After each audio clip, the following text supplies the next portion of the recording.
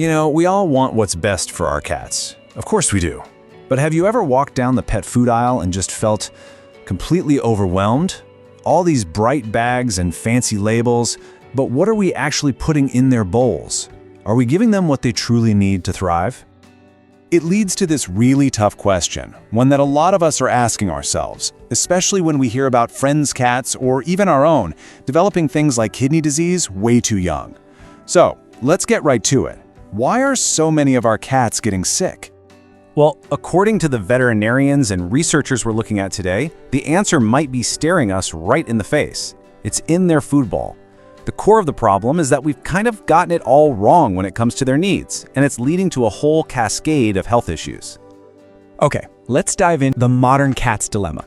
This really gets to the heart of the problem. Because the consequences of this dietary mismatch are, well, they're serious. We're seeing an epidemic of obesity, diabetes, fatty liver disease, painful urinary tract problems, and of course, the one we hear about all the time, chronic kidney disease. And the thing is, these aren't just random bits of bad luck. They are directly linked to what we're feeding them day in and day out. So, to figure out the solution, we first have to understand the animal we're feeding. It's time to get in touch with your cat's inner carnivore. Now this right here, this is probably the single most important concept to grasp. Cats are obligate carnivores. That's just a fancy way of saying they don't just like meat, they are biologically required to eat it. Their entire system, their teeth, their jaws, their short digestive tract, it's all built for one thing: getting nutrients from other animals, not from plants. And wow, this slide just lays it all out, doesn't it? On the left, you have a cat's natural diet, basically a mouse. It's about 70% water, packed with high-quality meat protein, and has almost no carbs. Now look at the right, a typical bowl of dry kibble. It's got almost no moisture, it's loaded with carbohydrates, and the protein is often low quality. It's the exact polar opposite of what their bodies are designed for. Let's just zero in on that moisture gap for a second, because this is absolutely critical. Take a look at this chart. A mouse or a can of wet food, we're talking over 70% water. Kibble, it's down around 7%. You have to remember, cats evolved as desert animals. They're hardwired to get most of their water from their food. A cat that only eats kibble is living in a constant state of mild dehydration, and that puts a huge, relentless strain on their kidneys over time. Okay, so we've laid out the problem pretty clearly. But what's the solution? How do we fix this? Well, it all comes down to what we're calling the 5 keys to quality. It really boils down to this simple 5-point checklist. Number 1, and this is non-negotiable, high meat content. A named meat like chicken or turkey has to be the very first ingredient, period. Number 2, high moisture. We have to combat that chronic dehydration. 3, low carbs. They just don't need them. 4, low fiber. You want to aim for less than 5%. And finally, number 5, high quality sourcing. Let's talk about sourcing, because this is shocking. This is a direct quote from the FDA. It says they basically don't see a problem with using diseased animals in pet food. This is the huge difference between human-grade food, which is what we eat, and feed-grade food, which can legally come from some pretty horrifying sources. This is exactly why knowing where the ingredients come from is so important. All right, with all that in mind, let's get really practical. It's time to become a detective and learn how to read the red flags on an ingredient label.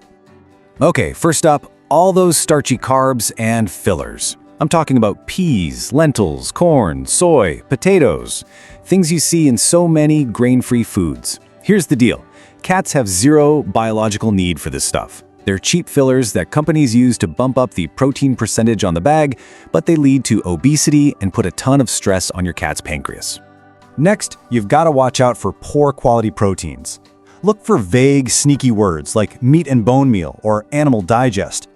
These often come from something called rendering plants, which process all sorts of animal byproducts. They can legally include what are known as 4D animals. That's dead, dying, diseased, or disabled. You want to see a named meat like chicken or beef, not some mystery mush.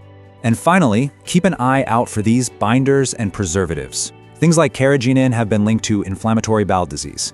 Chemicals like BHA, BHT, and ethoxyquin, those have been shown to be carcinogenic. And artificial dyes, come on, your cat does not care what color their food is. These are just unnecessary chemicals. So what does all of this add up to? A chemical soup. The super high heat used to make kibble basically nukes all the natural nutrients. So to meet nutritional standards, manufacturers just dump in a big pack of synthetic vitamins and minerals. The problem is, a cat's body often sees these synthetic versions as foreign invaders, which can trigger inflammation and allergies. Okay, I know. That was a lot of information, and it can feel totally overwhelming. But here is the most important takeaway. This does not have to be an all-or-nothing game. Let's look at this as a spectrum, a simple way to think about just making things a little bit better. So think of it like a ladder. The goal is to just try to take one step up. Down at the bottom, you've got kibble, no moisture, tons of carbs, ultra-processed. Just moving up to canned food is a massive improvement, mainly because of the moisture. A step up from that is freeze-dried raw, where you add the water back in yourself. And at the very top, the ideal is a fresh diet, either raw or gently cooked. It's high moisture, super low carb, and not processed at all. Every single step up this ladder is a win. And that brings us to the most empowering part of all this. What can you actually do right now? Let's talk about some simple, easy steps for better health. I want you to remember one number, just one. You don't have to throw everything out and start over. The experts emphasize that adding just one single fresh food meal a week can make a real, tangible difference in your cat's health. It's all about progress, not perfection. So here are a few ridiculously easy ways to start. You can add a little topper of plain, cooked meat, a bit of scrambled egg, or some sardines packed in water, no salt. You could also just mix a spoonful of good quality wet food into their kibble to get more moisture in, or just replace one meal a week with a fresh option. And please, if you feed kibble, always make sure there is fresh, clean water available. So let's end with a little homework. Go grab your cat's food right now, whether it's a bag or a can, turn it around and look at the ingredient list. What is the very first ingredient you see? Because that one word is going to tell you almost everything you need to know.